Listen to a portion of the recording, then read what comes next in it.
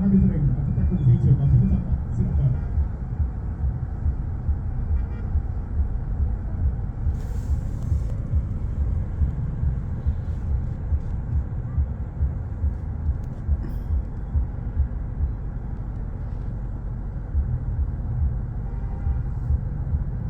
Xin mời các vị chúng ta cùng di chuyển vào phía bên trong nhà đi ạ. Xin mời.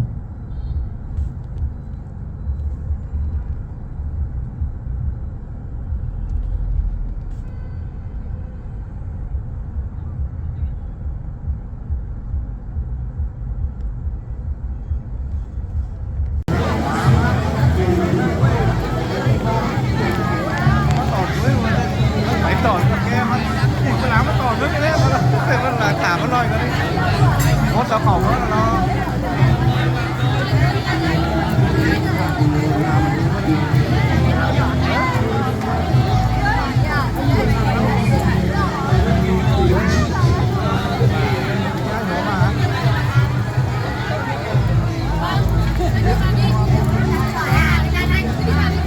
vào hết rồi nhưng mà đâu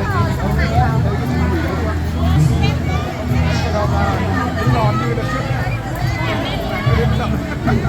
không sao đó bởi vì là 11 giờ mà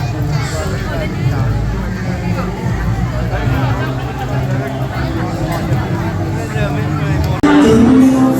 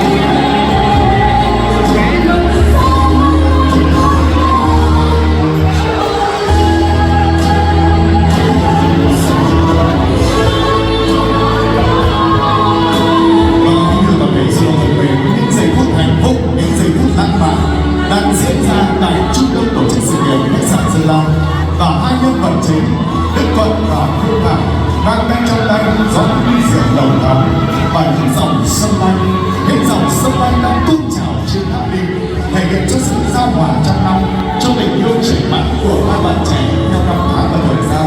Và kính thưa bạn bè rượu thân mến, thật đúng là rượu đầu rót trên